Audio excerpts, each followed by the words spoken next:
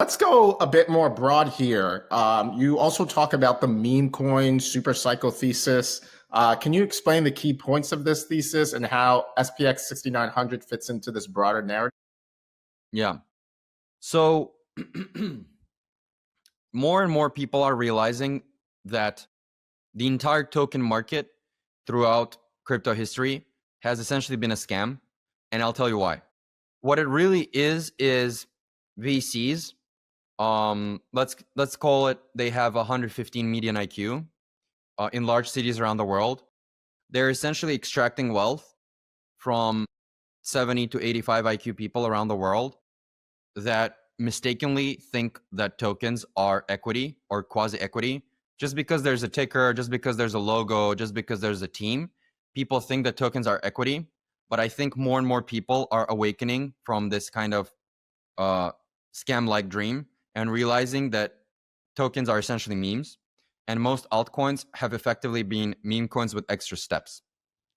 Now, there are a couple of examples that do not fill this description, like Hyperliquid, which actually like makes real cash flows. You can, value it with price and earnings and things like that.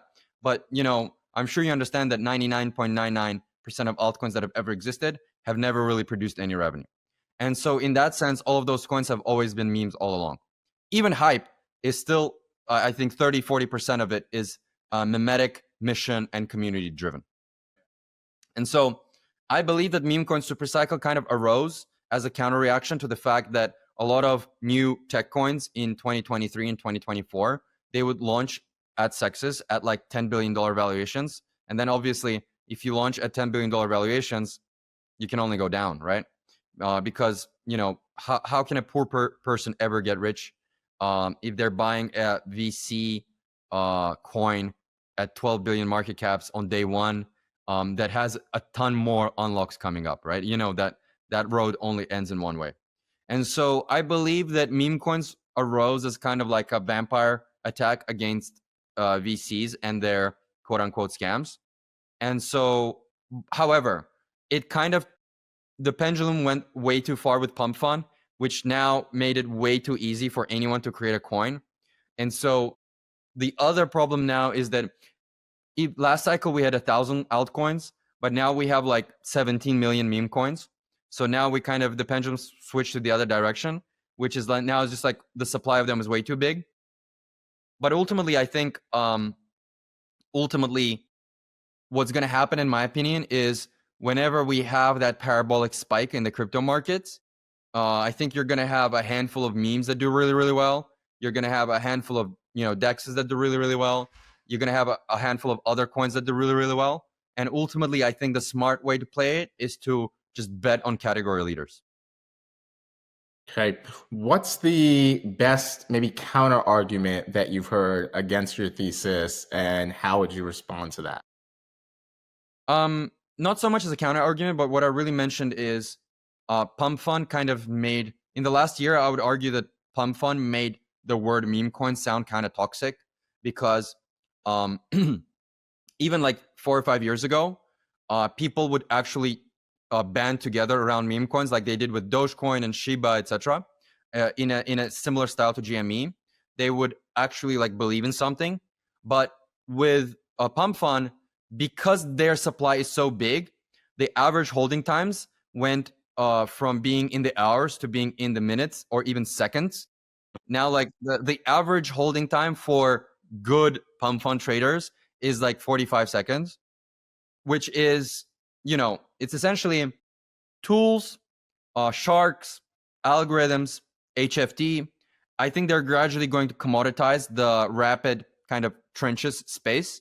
And ultimately, it kind of brings you back to my strategy, in my opinion, which is we need to return to building Doge-like communities, right? How do we build something that's similar to Doge, but even more powerful and even bigger? And the answer is you create this insane diamond handing culture. You have insanely ambitious mission, and you just keep being like a vessel that attracts like the best believers and diamond handed people in the space. And I believe that's what SPX 6900 is doing. Yeah, no, that makes sense, and I can see how just because of how you've laid it out, what we've talked about in terms of the features of SPX 6900, how that coin, that token, that community in particular could fight against some of what's been created with Pump Fund and how the market is structurally changing. Is it not in a way for, like, if we're talking about the super cycle in the broader market, is it not in a way trying to fight against what the market and technology is like moving towards, which is this, I think you mentioned 45-second average holding time for these meme coins on Pump Fund. I didn't even know that. That's crazy. So is that genie not sort of, so to speak, out of the bottle already? And is it kind of like fighting a losing battle because that's what the market's doing, that's where the technology is doing, it's already out? No, I actually think the losing battle is trying to fight against the machines in the trenches, because at some point the holding times, the order books, the markets, they're going to become so cutthroat in the trenches, in the new coins category of the market. Essentially, the thing about small cap meme coins is people trying to scam each other. And ultimately, you're fighting against machines that are actually better than you.